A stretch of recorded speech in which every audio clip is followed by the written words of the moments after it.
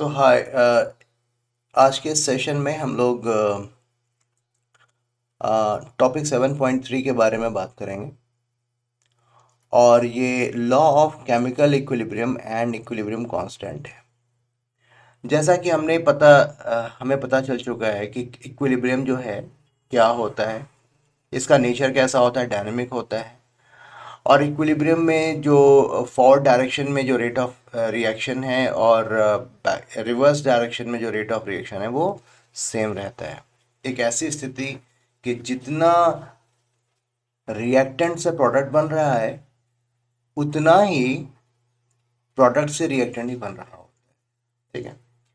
तो ठीक है, मैं इसको पढ़ता हूँ और जो भी लॉज हैं उसको मैं समझाने की कोशिश करूंगा और मैं आपको ये भी बताऊंगा कि क्या होता है equilibrium constant. A mixture of reactant and product in the equilibrium state is called equilibrium mixture। और जब इक्विलिब्रियम स्टैब्लिश हो जाता है तो उस मिक्सचर को हम कहते हैं equilibrium mixture. In this section we shall address a number of important questions about the composition of equilibrium mixtures. और कई सारे इंपॉर्टेंट क्वेश्चंस जो अराइज होते हैं, जो उठते हैं इक्विलिब्रियम मिक्सचर के बारे में, उसके बारे में हम बात करेंगे। What is the relationship between the concentration of reactant and product in the equilibrium mixture? How can we determine equilibrium concentration from initial concentration? तो शुरू में जो कॉन्सेंट्रेशन था वो तो ठीक है, हमें पता है, लेकिन जब इक्विलिब्रियम स्टैब्लिश हो जाता है तो उस वक्त का कॉन्सेंट्रेशन हम कैसे इवेल्युएट करेंगे, ये भी हमारे माइंड में ये क्वेश्चन अराइज होता है।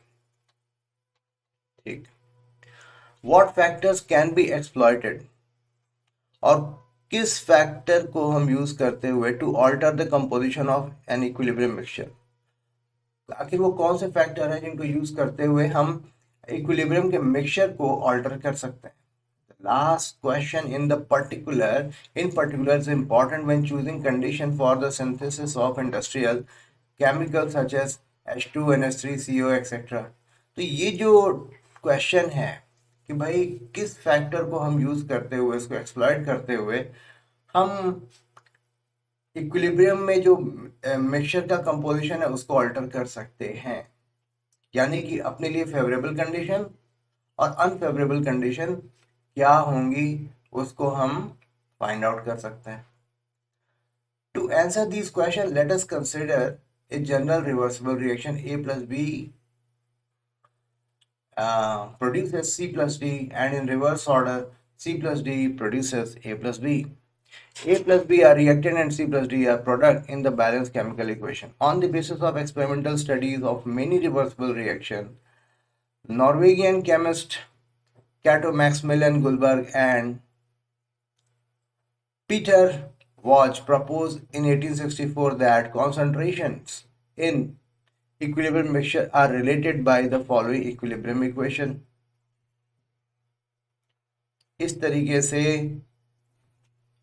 एक रेशियो हमें मिल रहा है। जब इक्विलिब्रियम इक्वेशन हमें अचीव हो जाता है तो उस वक्त प्रोडक्ट साइड के जो कॉन्सेंट्रेशन है उनका multiplication divided by reactant side के जो रिएक्टेंट साइड्स में जो कंपाउंड्स हैं उनके कॉन्सेंट्रेशन के मल्टीप्लिकेशन का रेशियो हम निकालते हैं और वो एक इक्विलिब्रियम कांस्टेंट कहलाता है। एक हमें रेशियो मिलता है, इसे हम इक्विलिब्रियम कांस्टेंट कहते हैं। इसका मतलब ये हुआ कि जो ब्रैकेट में हम जो लिख रहे हैं ना, दिस दिस ये इक्विलिब्रियम कॉन्सेंट्रेशन ऑफ डी है at equilibrium and concentration of A at equilibrium. इस तरीके से हम इसको एक्सप्लेन करते हैं। कॉन्सेंट्रेशन में number of moles per litre, where Kc is equilibrium constant and expressed on the right side is called the equilibrium constant expression. The equilibrium equation is also known as law of mass action because in the early days of chemistry the concentration was called active mass। अब तो हम लोग concentration कहते हैं, लेकिन अब पहले इसको active mass कहा जाता था। In order to appreciate the work better, let us consider the reaction between H2 and I2 carried out in a sealed vessel at 731 degree Kelvin. So 1 mole hydrogen reacts with 1 mole of iodine produces 2 moles of hydrogen iodide. इसे हम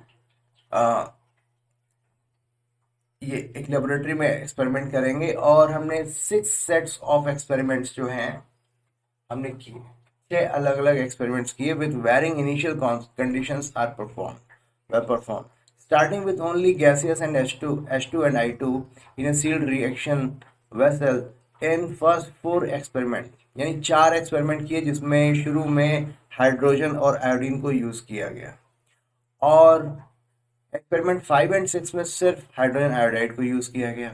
ठीक, यानी कि reactant से product और फिर HI से H2 और I2 बनाया गया एक्सपेरिमेंट 5 एंड 6 में।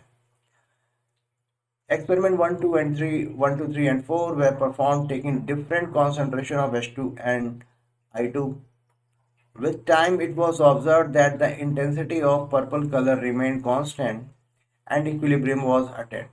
तो हर एक एक्सपेरिमेंट में कुछ समय के बाद भी कॉन्सेंट्रेशन अलग थी, तो अलग अलग समय में ये इक्विलिब्रियम अचीव हुआ और जो एक कांस्टेंट पर्पल कलर जो है अटेन हुआ। Similarly, for experiment 5 and 6, the equilibrium was attained after from the opposite direction. जो एक्सपेरिमेंट 5 एंड 6 हमने किया उसमें इक्विलिब्रियम जो अचीव हुआ वो अपोजिट डायरेक्शन में हुआ के थ्रू हुआ। Data obtained from all 6 sets of experiments are given in table 7.2, जिसको हम लोग थोड़ा सा अंडरस्टैंड कर लें। H2, I2 और HI, ठीक है, शुरू में 2.4 × 10⁻² है एक्टिव मास या फिर कॉन्सेंट्रेशन और I2 हमारा इतना दिया हुआ है, ठीक है, और HI कॉन्सेंट्रेशन 0 है। ठीक, अच्छी बात है।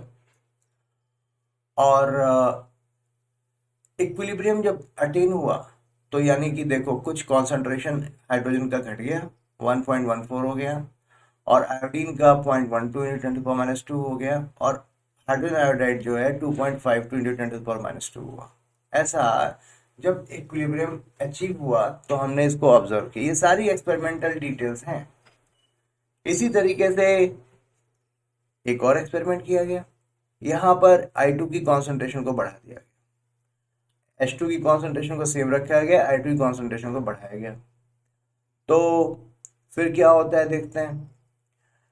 जो इक्विलिब्रियम अचीव हुआ उस वक्त हाइड्रोजन की कॉन्सेंट्रेशन ये आई, I2 की कॉन्सेंट्रेशन 0.2 × 10⁻² हुई एंड HI की कॉन्सेंट्रेशन 2.96 × 10⁻² हुआ। एक्सपेरिमेंट नंबर 3, 2.44 H2 को हमने चेंज किया और I2 को भी हमने चेंज किया।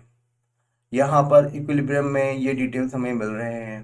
तो ये एक्सपेरिमेंट नंबर 3 है। सिमिलरली एक्सपेरिमेंट नंबर 4, यहाँ पर भी H2 के कॉन्सेंट्रेशन को बढ़ाया गया और I2 के कॉन्सेंट्रेशन को घटाया गया, तो हमें कुछ डिटेल्स मिले। अब हम क्या करेंगे, हर बार जो है जब इक्विलिब्रियम अचीव हो जा रहा है तो हमने देखा कि HI की कॉन्सेंट्रेशन का स्क्वायर लें और H2 और I2 डिनोमिनेटर में इनके कॉन्सेंट्रेशन मल्टीप्लाई करें और दोनों का रेशियो निकालें, तो हर बार जो वैल्यू आ रही है वो कांस्टेंट आ रही है। सिमिलरली यही बात हम एक्सपेरिमेंट नंबर 5 एंड 6 में भी हम ऑब्जर्व करते हैं। इनिशियली 3.04 × 10⁻² था, इक्विलिब्रियम अचीव होते होते ये मेरा 0.345 × 10⁻², यानी कि रिवर्स डायरेक्शन में रिएक्शन प्रोसीड हुआ है और H2, I2 एंड HI इस तरीके से बना। यही कहानी हमारी एक्सपेरिमेंट नंबर 6 में भी हुई है। ठीक है, तो बारी बारी से हम कैलकुलेशंस करेंगे और उसको देखेंगे कि रिजल्ट्स क्या आ रहे हैं। Data obtained from all 6 sets of experiments are given in table 7.2. Table 7.2 में सारे डेटा आपको दिखाई पड़ रहे हैं, जैसे कि it is evident from experiment that the number of moles of hydrogen reacted is number of moles of iodine reacted is half the number of moles of HI formed. ये तो मोल कॉन्सेप्ट के हिसाब से हमने इस बात को समझ लिया. Also experiment 5 and 6 indicates that H2 and H2 का कॉन्सेंट्रेशन और I2 का कॉन्सेंट्रेशन सेम रहेगा इक्विलिब्रियम पे. Knowing the above fact, in order to establish a relationship between the concentration of reactant and product, several combination can be tried. Let us consider the simple expression. तो एक simple combination हम try करते हैं. HI का concentration लिया divided by H2 and I2, ये combination हमने try किया और हमने देखा कि it can be seen from table 7.3 that if we put the equilibrium concentration of reactant and product, the above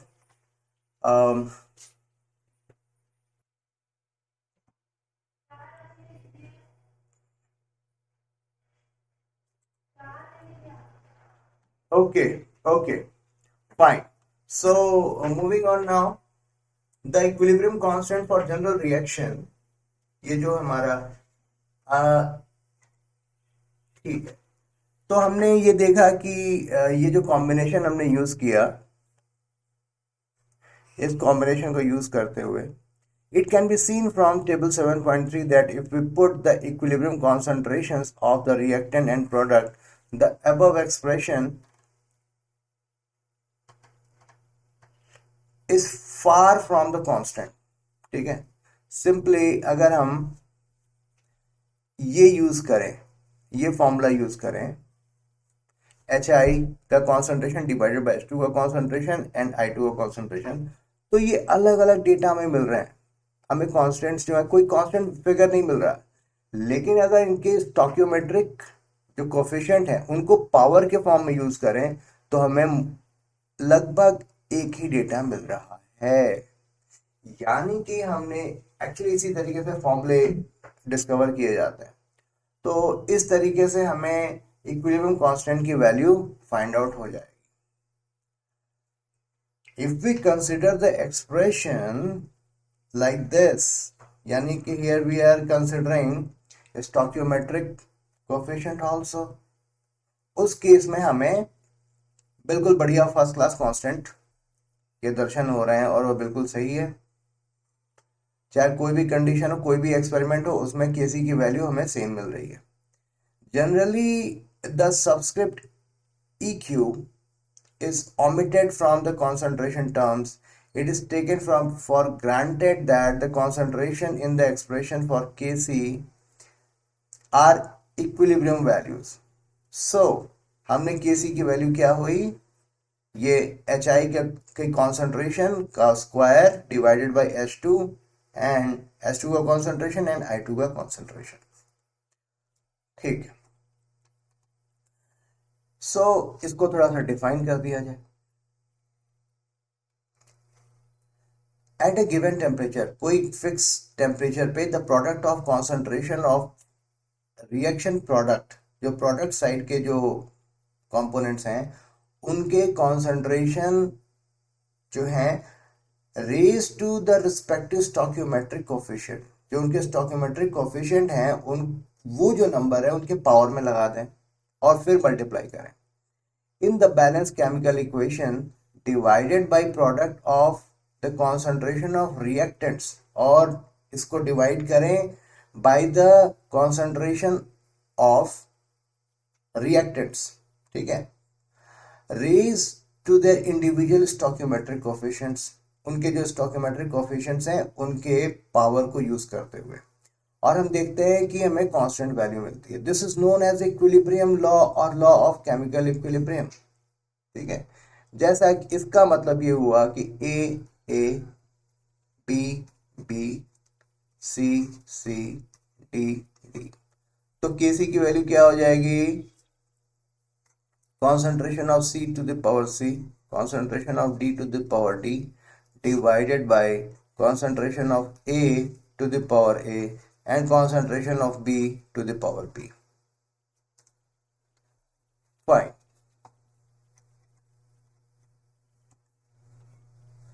तो इसका मतलब, हाँ, जैसा कि मैंने अभी आपको बताया, एनसीईआरटी में भी यही बातें बताई जा रही हैं। सो यहाँ पर equilibrium constant for the reaction, अगर ये मेरा बैलेंस केमिकल रिएक्शन है तो इसको हम कैसे बनाएंगे? केसी, केसी हमारा कॉन्सेंट्रेशन ऑफ NO के पावर 4, कॉन्सेंट्रेशन ऑफ H2O के power 6 divided by concentration of NH3 के पावर 4, कॉन्सेंट्रेशन ऑफ O2 के पावर 5। इस तरीके से हमें इक्विलिब्रियम कांस्टेंट की वैल्यू हमें मिल जाएगी। So molar concentration of different species is indicated by enclosing these in square brackets। जो square brackets हैं ये gaseous form और liquid form और aqueous form। Okay, no no no, molar concentration जो है स्क्वायर ब्रैकेट के अंदर मेंशन किए जाते हैं। यानी कि H2O के कॉन्सेंट्रेशन की बात की जा रही है तो इसका मतलब हम एक स्क्वायर ब्रैकेट के अंदर H2O लिख देंगे। It means that concentration of H2O। It implies that these are equilibrium constant, और ये concentration तब की बात कर रहे हैं जब equilibrium अचीव हो चुका है। While writing expression for equilibrium constant, symbol for phases, हाँ, S, L, G are generally ignored। Let us write equilibrium constant for this equation H2 plus I2 2HI। तो ये तो आसानी से हमने कर लिया क्योंकि अब हम ये चीज पढ़ चुके हैं। और if Kc is equal to x है, the equilibrium constant for the reverse reaction HI 2HI H2 and I2। तो यानी कि ये जो हमारा एक्सप्रेशन आएगा 2HI, तो Kc डैश जो आएगा वो concentration of H2 I2 upon HI का स्क्वायर। ये तो Kc के बिल्कुल उलट है, तो इसका मतलब ये हुआ Kc dash is equal to 1 upon Kc। ठीक, तो एक और डेफिनेशन हमें समझनी होगी। Equilibrium constant for the reverse reaction is the inverse of the equilibrium constant for the reaction in the forward direction. जो इक्विलिब्रियम कांस्टेंट हमारा फॉरवर्ड डायरेक्शन में आएगा, इक्विलिब्रियम कांस्टेंट जब हम रिवर्स डायरेक्शन में निकालते हैं तो उसका एग्जैक्टली इनवर्स होता है। ठीक, ओके, इतना ही नहीं बल्कि जो बैलेंस केमिकल इक्वेशन है उसको हमने लिखा कैसे है उसका भी हमारे इक्विलिब्रियम कांस्टेंट पर प्रभाव पड़ता है। जैसे कि हमने ये जो रिएक्शन है, बैलेंस केमिकल रिएक्शन है, इसको हमने दूसरे तरीके से लिखा, half H2 half I2 concentration, और ये HI प्रोड्यूस होता है।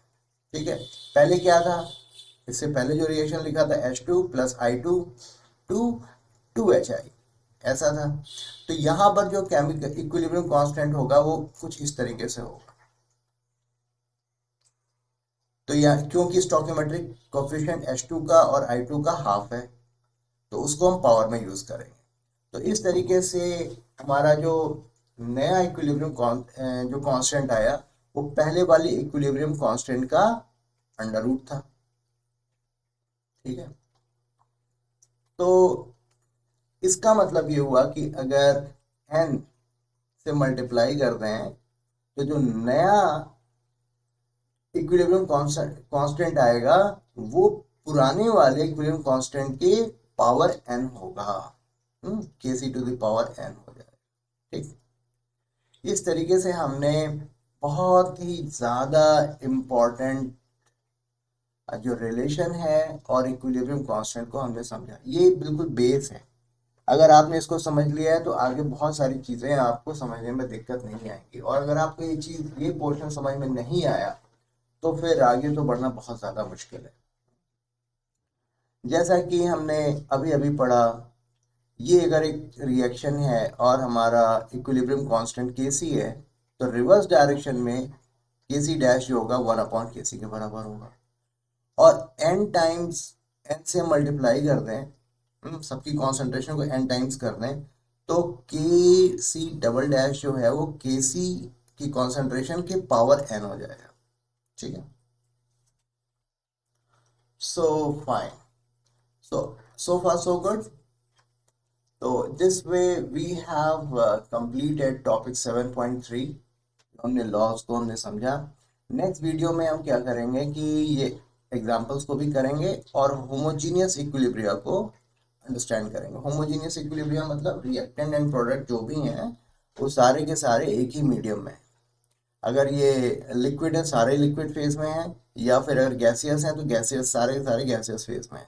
तो उस होमोजीनियस इक्विलिब्रिया को हम अंडरस्टैंड करेंगे और देखते हैं उसमें क्या है।